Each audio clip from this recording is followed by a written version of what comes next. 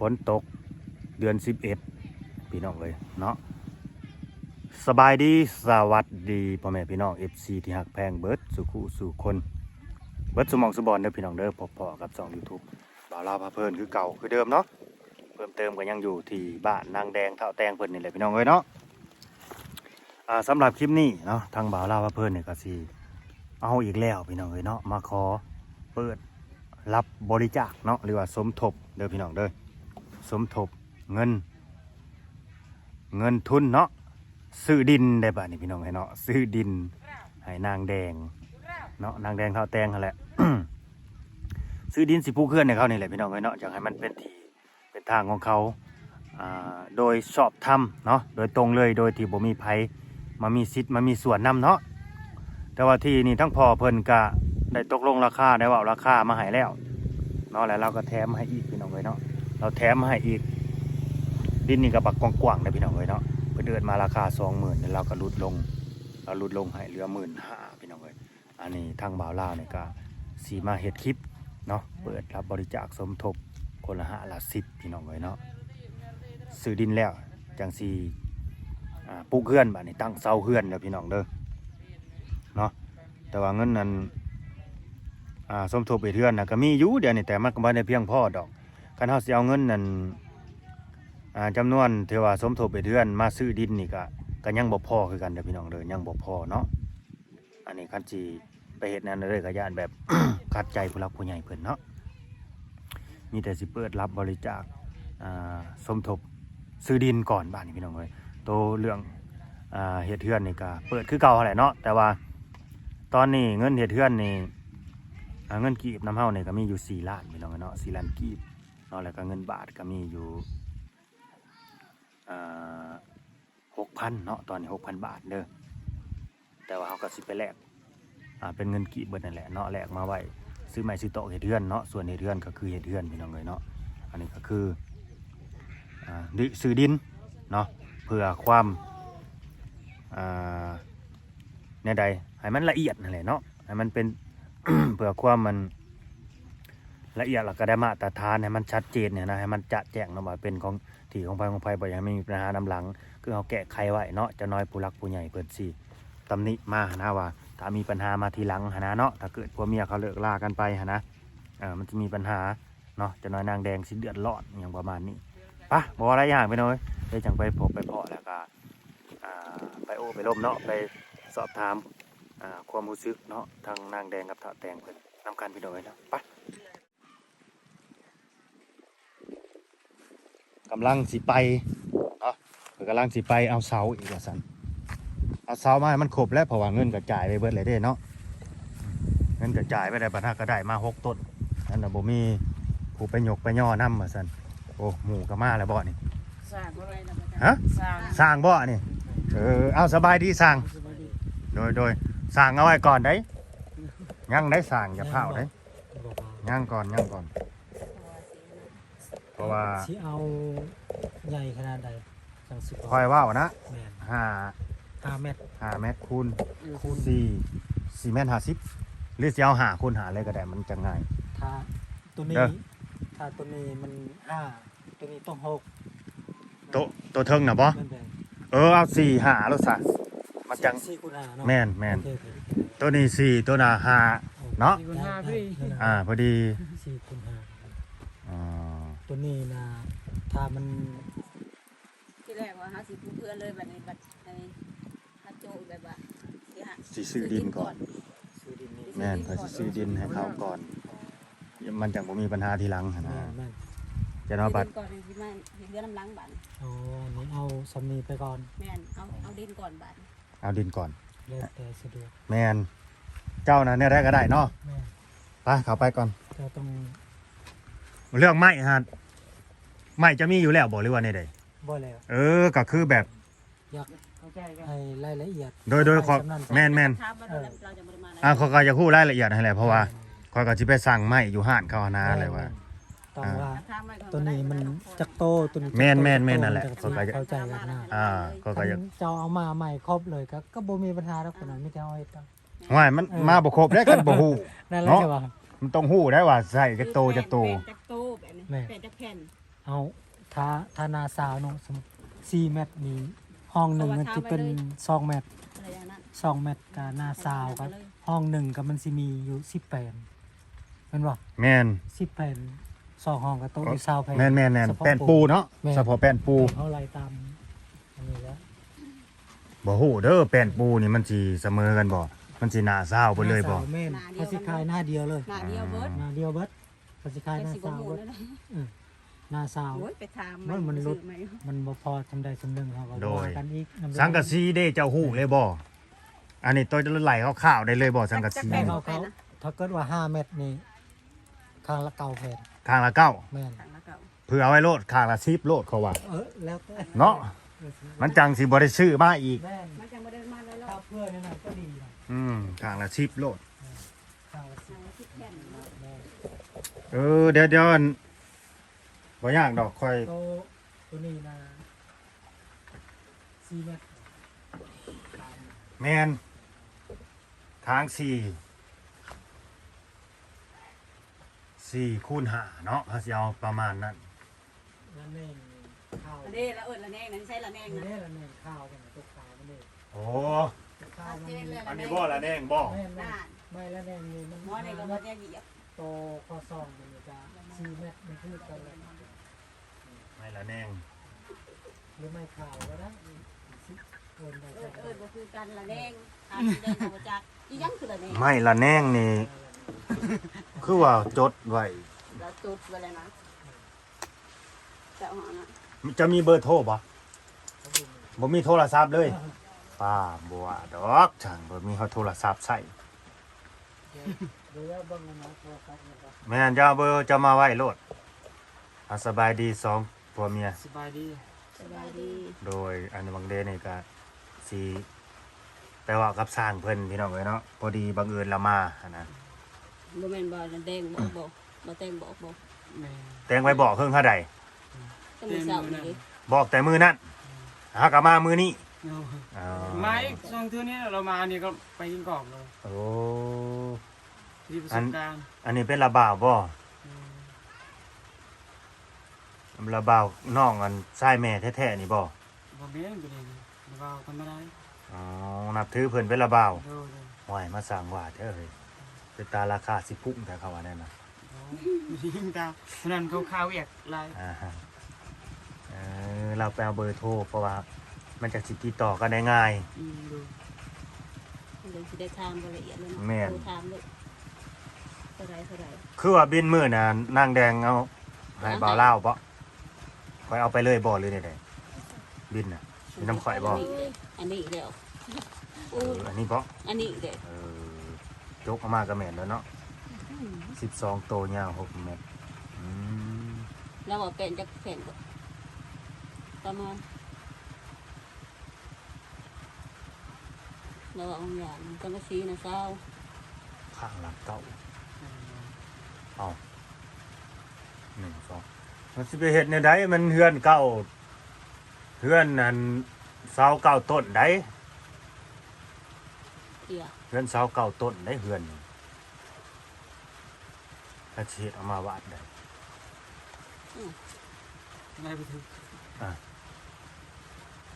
ยังสิได้ไหลกันใหม่ได้นี่เฮือนเสาเก่าต้นมันบ่แม่นได้ข้างละเก่าสังกะสีนี่หลังจากที่อันนั้นเด้อ ตามเรื่องราคงราคาเรื่องมา เบอร์จะบอก นี่ก็เอาเฟซก่อนเอาไป เอาเฟซเลยติเงินเลย ที่เป็นเตียงสะอาดตัว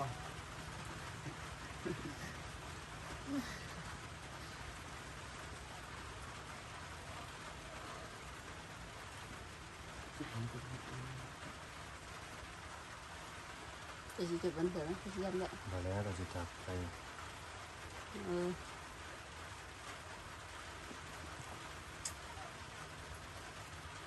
เฮ็ดเก้าเศร้าบ่ แม่นเก้าเสาไร เศร้าเนาะ เจ้าไหลใหม่เด้อ เรา คือ ทำ อันนั้น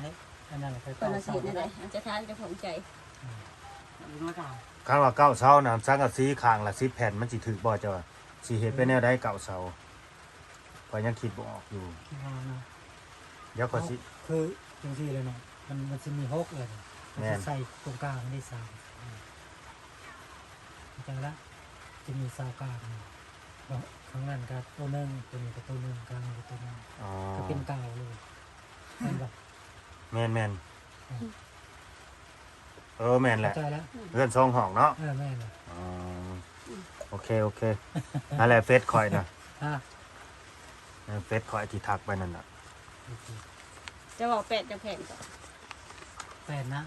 สาวแพนบ่สิมัน เป็ดซาแผ่น เป็นซาวแผ่น เขาเรียกว่าเขาตัว โบ นี้ ราณปันใดซะ เขาบ่ล้างนะ ความร้อยเป็นโลอีกพวก อันน่ะ แม่ สาย นบ่ร้อย ป้า แผ่น นี่แล้วว่า โล เด็ก สอง พา โล ไปเตะ แม่นยัง เป็นครูทั้งนั้น เอาตัวนี้ไปก่อน เพราะว่าต้องเบิ่งงบประมาณก่อน กันว่า เท้า เรื่องพานะเฮาสิใส่แปะเลยสิใส่พากระจาดไปก่อนยังบ่รู้ เดี๋ยวเบิ่ง คือ มัน เขียนไว้อันนี้นะเฉพาะตัวโครงสร้างมันนี่นะ ตัวนี้ครบแล้วเนาะ ยังบ่ได้ไล่เป็นบ่ได้ยังนี่ อ๋อ เฉพาะใหม่โครงสร้างอันนี้ทำบ่ได้อันนี้ก็บ่ได้ตามแบบมันนะเบิ่งถ้าบ่ได้บ่เอา6คือครับมันก็เอา4นั่นแหละตัวนี้นะ 4ตัวบ่ 4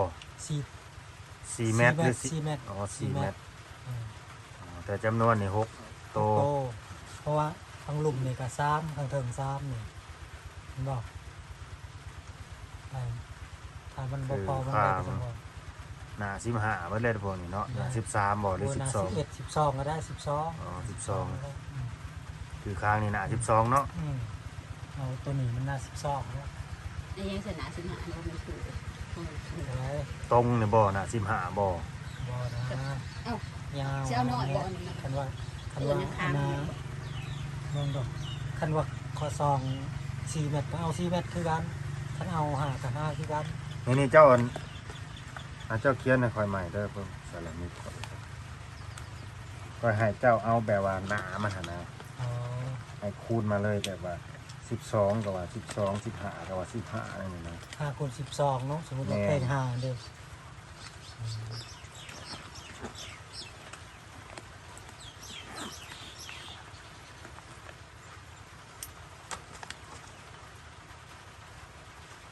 ตัวใดหนาตัวใดหรือว่ากว้างตัวใดก็เขียนไว้มันจังรู้รายละเอียดจะน้อยก็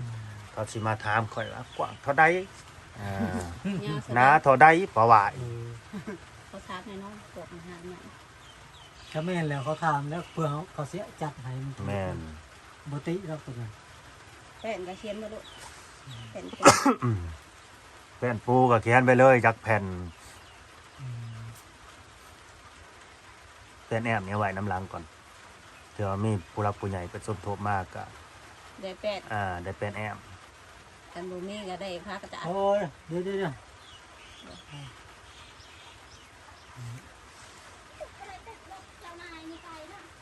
ง่าย เอาติดไปตี้ก็จะเมื่อบ้านกะล่างกัน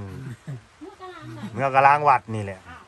ก็เมื่อลำกัน เมื่อใส เมื่อรักษาสิบนาอุ้น ไหว ไก่ ถ้าคอยตี้ซะคอยกลับมาแต่กะล่างวัดคอยก็เมื่อรักษา15คือกัน โอ้ยมีรถติดไปนำก็สบายแล้วเนาะ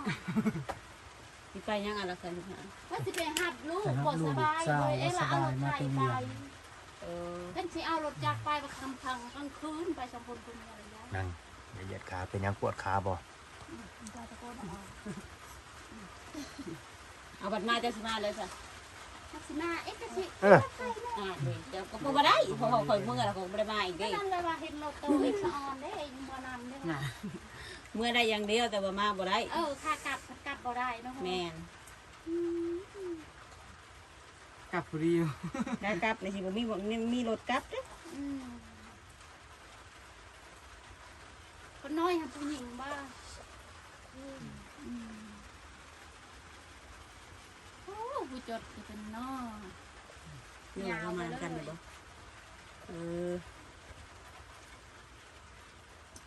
พอแห้งอยู่เนาะฝนตก ก็นั่นแหละก็สิเอา ฝนบ่ตกใครแน่ โอ้สิไปรักษามกันบ่เดียวนี่ จะคือบ่เอารถจักรนั่นไปเป็นจังไวกว่า จักโดยเอ็นยานตามบนทาง ยันพาเข้าห้องหมอเขา ยานได้เอาลูกเขาห้องหมอลูกบ่สบายมาแต่ผู้หา ผู้หญิงหรือผู้ชายลูก ใช่ น่ะ ใช่ อ้าว ลูกสาวซ้ำ เดือนตัดแล้วขยะ บ่สบายแหละมาแต่เวียงพุ่น แม่ โดย ว่า เขาคงหมอแล้วอยู่เวียงทาง เขาไปปวดบ่พบอีหยัง เออ มาเกิดที่บ้านเฮาบัด มากวดอยู่บ้านเฮายัง เดี๋ยวนี้เนี่ยถ่ายอยู่รัก3ซะบ่ อ๋อยังบ่ได้ โอ้ยังบ่ฮอด ฮอด สิไปลาดเอา เออ อยู่เวียงอยู่กบเนี่ยชุดอยู่น้ำเวียงเลยเนาะ คบกับกันเฮ้ยคนมีเงิน เขาแบบรักษาเขาบ่อันนั้น เขาต้องมีแบบไม่จ่าย แพทย์ก็บ่ เขาบริโภคแรงชาวบ้านนอก ดูแลเป็นทีม อันไหนจ้างก็คือกัน เขาก็บ่มีเวลาให้ลูกน้องอีกเขาก็เบียกเขา เขาไปชงปะแล้วเขาก็ใช่ไหม อืม เขาเป็นพ่อแม่นี่มันฮอนใจจะขึ้นไปแต่มาเช้านี่พูน ไป ไป เฮ็ด จะมาส่งบัด มาน้ำโหลดใส่ทางบ่ มีน้ำบ่าวมาน อืม มายันเป็นดินเป็นเวียนทางเลยน้ำเดียว ำวินฮะแหละวินแบบนอกเลยฮะนะเราว่าวินหัวฮะ อ๋อ อาการมันแบบนั้นแล้วเขาย่านเลยโอ้อีกนานไป บ่นานดอก เยอะเลย เจอพ้นแห้งบ่จักทางหน้าฮะ จังหวะเรื่อง มือเสานี่รักษาจิมหาตัวตรงแห้งนะ แม่น ก็โทรเอาน้องชายพูดไปเฮียนอยู่จ้ะแขวงขับมวนพูก็เห็นรถใหญ่เจ้าชะอ้อนเลย น้องชายเจ้าน่ะบ่ไปเฮียนอยู่ขมวนน่ะ ไม่ได้น้องชายผู้จดนี่ โอ้ น้องก็สิออกแข่งตลอดจัง จะเอาหนากว่านี้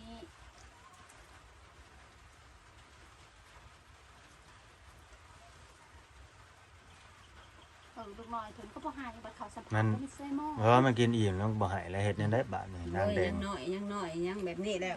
บันมันใหญ่ แบบนี้แล้วนี่ไม่ใหม่นะถ้าเบิ่งตัวแหละเดือนเดือนขึ้นไป ข้าวน่ะกินแล้วบ่ ขึ้นเลย กินกับเกลือนะ ที่เขาเพื่อใช่ปะ เนาะ เพื่อน กล้วย กิ ชิ น ทะ ข้าวกับเกลือบ้านเฮาขลำเฮ้อ บ่เห็นซ้ำกินข้าวกับเกลือ บ่มีห้องอาหารไม่เช้าอย่าไปพูดเพิ่ง โอ้โหหัวเขามากินข้าวกับเกลือกล้วยชิทายมึง ถ่ายรถกินข้าวกับเกลือ กินอะไรกินข้าวกับเกลือจับแล้วบอก จ จ บ่ายเกลือบ่ข้าวบ่ายเกลือแล้วก็เลาะบ่กัดกินบัดน่ะ คือเขาปั่นเขาจีฮะเด้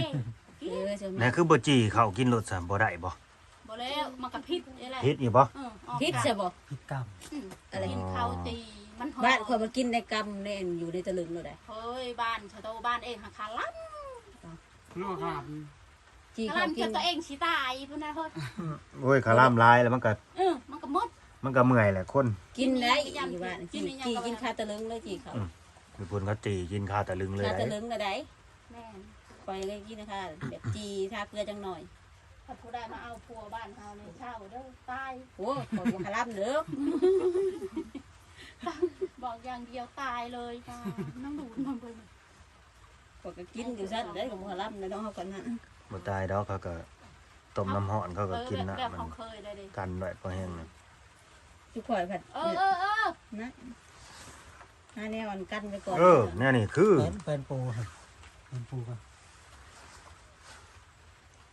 เป็นปูละเมียนผมยาวอันเดียวนั่นแหละ ยาวยาวเท่ากับอันนี้ได้คางมัน เม็ด เท่ากับคางมัน โบมันมี4 เม็ดบ่ 4 เม็ด มีแต่ เบิดเท่านั้นแหละ 4 เม็ด มีแต่ความยาว ต้มยาเบิดเท่านั้น โอ้ขนมเม็ดนี่ เป็นไงตัวกู ใหญ่ตึกว่า 12 ได้ชำนาญก็เอาชำนาญแหละพออยู่ลูกเอ้ยเพื่อเฮาสิได้พอแห้งดีแล้วตัวโชคดีแล้ว ก็คือเขาซื้อเลขได้ซื้อบัตรใช้ม้อย เนาะแม่นนั่นนะ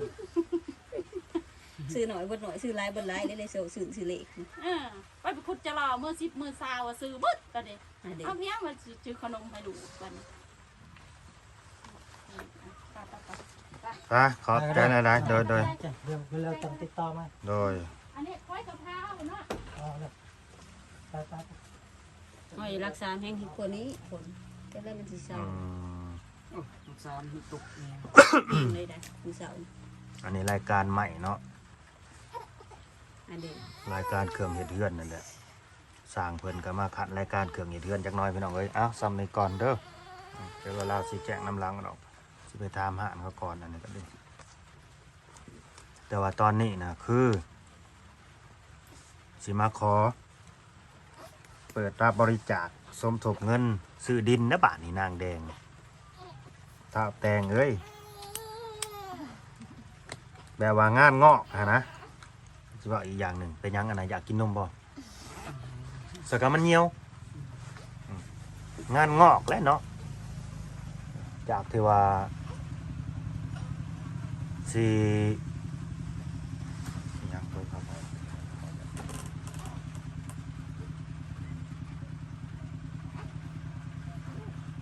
จากที่ว่า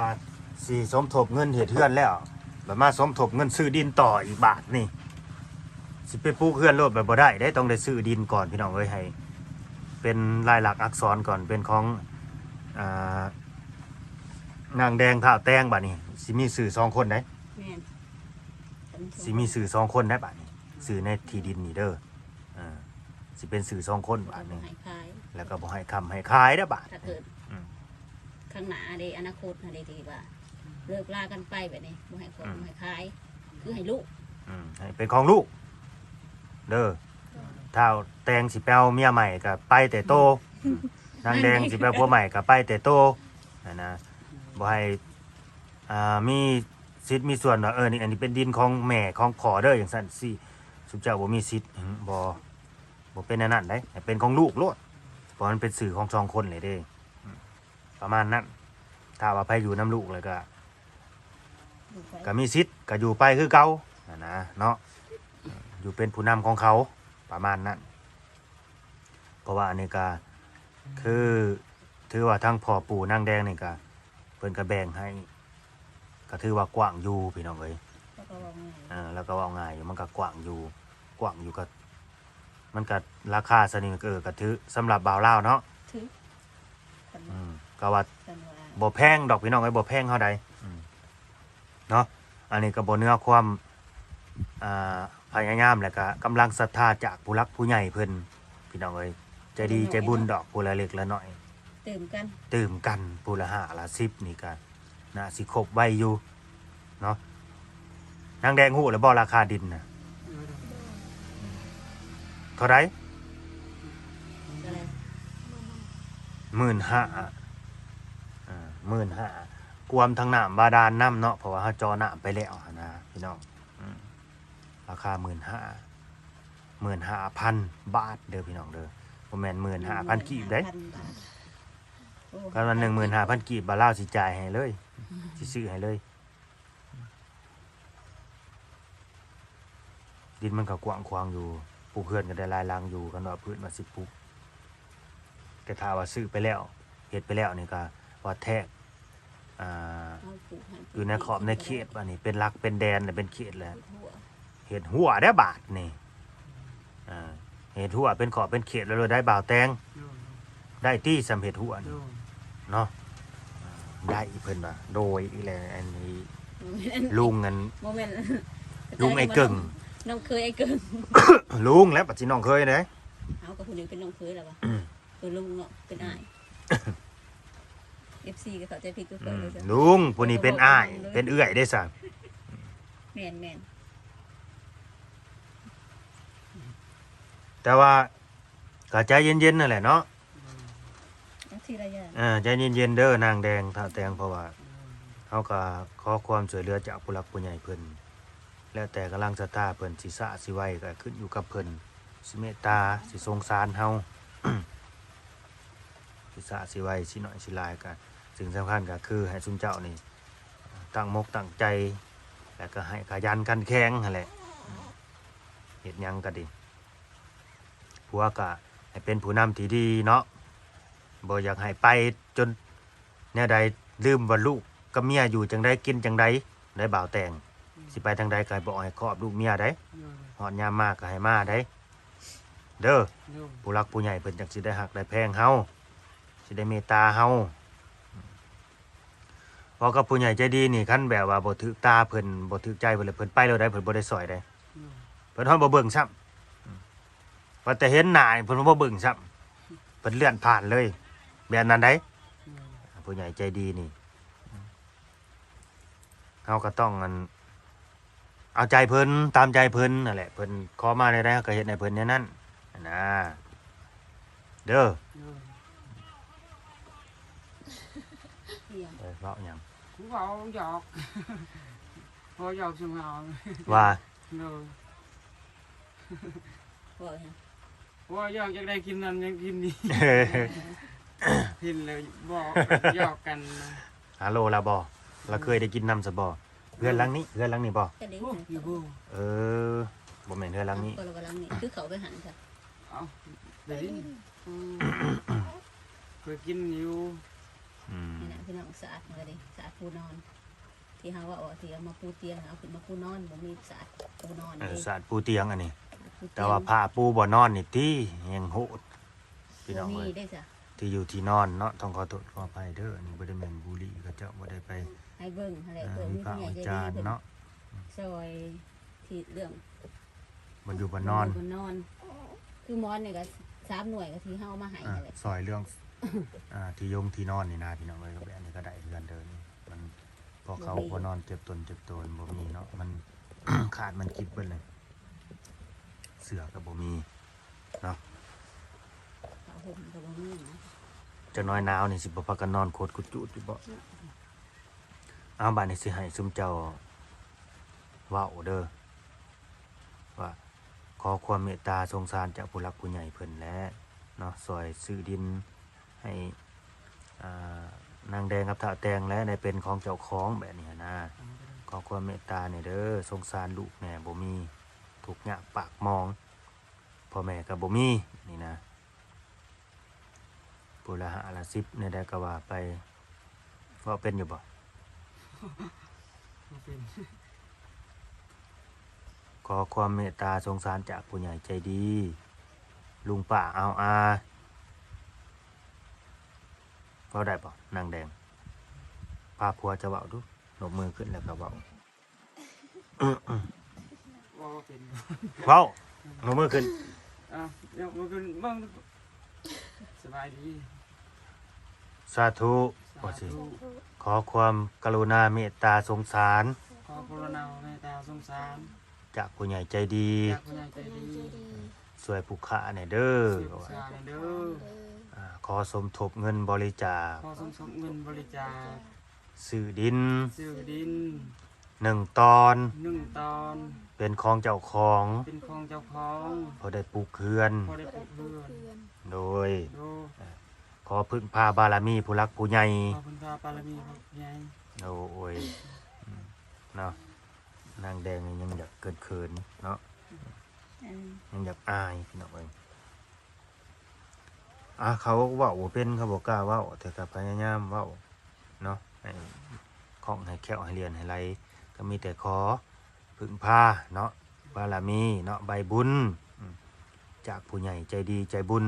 ผู้ที่เคยสวยมาแล้วก็ถ้าสวยมาอีกก็อนุโมทนาสาธุบุญนำพี่น้องเอ้ยเนาะสวยแล้วก็สวยอีกก็ได้คือกันสำหรับตามกำลังศรัทธาแหละพี่น้องเอ้ยเนาะบ่ได้ติผู้น้อยผู้หลายผู้หาผู้สิบก็บ่ได้ติเนาะพอให้มันจบที่ดินแล้วก็สิได้ดำเนินการตั้งเสาบัดนี้ปลูกเรือนต่อ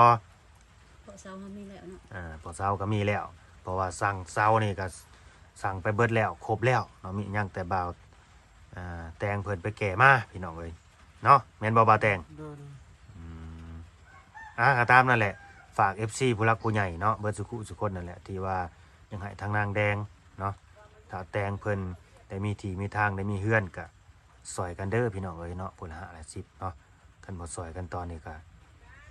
จักสิไปซอยกันตอนใดพี่น้องเอ้ยตอนยังมีชีวิตอยู่นี่แหละเนาะก็ตามนั่นแหละก็สิได้จบคลิปไว้ซะมีแหละพี่น้องเอ้ยมันสิก็สิยืดสิยาวเนาะไว้พอกันใหม่มื้อหน้ามื้อในพี่น้องเอ้ยเนาะฝากกดไลค์กดแชร์กดติดตามเนาะสุดท้ายก็ทางบ่าวลาวก็บ่มีหยังหลายเนาะขอบคุณ FC เนาะที่ว่าติดตามรับชมและก็ให้กำลังใจเนาะให้เพิ่นอยู่ดีมีแรงสุขภาพเข้มแข็งให้เพิ่นร่ำเพิ่นรวยเบิดสุขุสุคนพี่น้องเอ้ยเนาะ รวมทั้งครอบครัวนางแดงเฒ่าแตงคือกันให้มีผู้รักผู้ใหญ่เพิ่นฮักเพิ่นแพงเพิ่นเอ็นดูเมตตาสงสารสมเจ้าเนาะให้การช่วยเหลือสมทบเนาะซื้อดินหรือว่าเฮ็ดเฮือนนี่แหละให้ได้ไวๆให้สำเร็จไวๆเด้อยินบ่ โดย ฟังอยู่บ่นี่เว้านี่ โดย นั่นงั้น เนาะ ฟัง โอ้โดยสบายดีพี่น้องเอ้ยเนาะตามนั่นแหละเนาะ บ่าวลาวก็สิได้ขอตัวลาเมื่อแล้วบาดนี้จบคลิปเนาะโอเคเด้อพี่น้องเด้อไปบาดนี้แยกย้ายกันเด้อใครมีเวียกหยังก็ไปแปลวเสาก็ไปเนาะฝนก็ตกอยู่เบิดมื้อพี่น้องเอ้ยเนาะบ่ส่วงบ่เศร้าบ่หยุดมันฝนนี่ก็ดี ก็ว่าบายตุกแห้งอยู่นี่ โอเคพี่น้องเอ้ยเนาะตามกันแหละ อะไรตกมันก็เดี๋ยวก็ ฝากหน่อยเด้อผู้รักผู้ใหญ่ใจดีใจบุญใจกุศลจังเลยคลิปนี้ถึงเนาะเปิดรับบริจาคสมทบเงินซื้อดินเนาะให้นางแดงเท้าแตงเด้อพี่น้องเด้อเนาะสำบายดี